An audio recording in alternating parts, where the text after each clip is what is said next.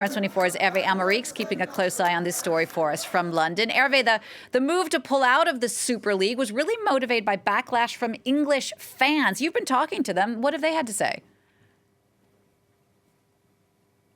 Absolutely. As soon as this Super League was announced, there were immediate reactions from the public in general and from supporters, associations in particular. I spoke to one of the leaders of the Arsenal Supporters Trust, who said that this new competition had to be opposed at all costs because it flies in the face of the way they see their club and the way they see football and the way they see sport. So the six big clubs in England were always going to have to make a hard choice between, on the one hand, their supporters, and on the other hand, a very attractive business proposition. And today, or yesterday rather, the choice was made. And as you can see here, it made the headlines of most British newspapers, tabloids in particular. You can see here the Daily Mail calls it on its front page the defeat of greed.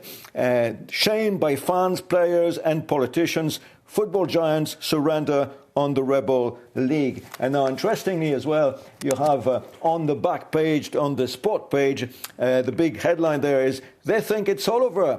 It is now. That's a reference to the famous quote of the BBC commentator at the time of the 1966 World Cup football final that England won against West Germany. The Daily Mirror here has a victory for football fans.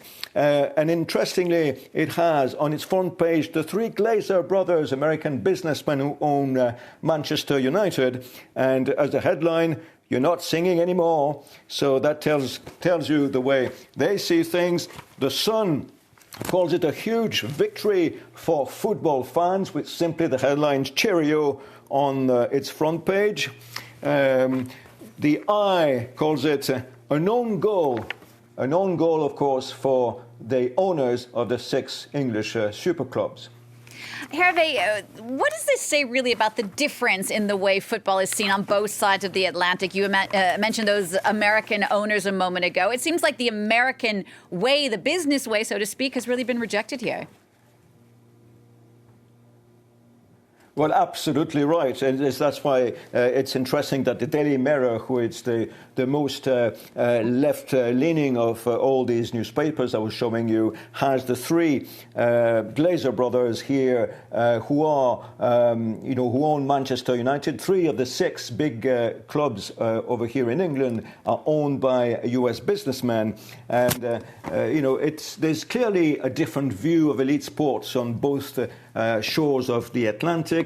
The message from grassroots supporters and politicians of all shades in the UK has been very clear. Football here is part of the fabric of society, and particularly in working class areas of London, where you have two major clubs, Manchester United, Manchester City in Manchester, and in Liverpool. And this is exactly what was going to be put in danger by this new Super League. Hervé, thanks for that. France 24's Hervé Amoric speaking to us from London.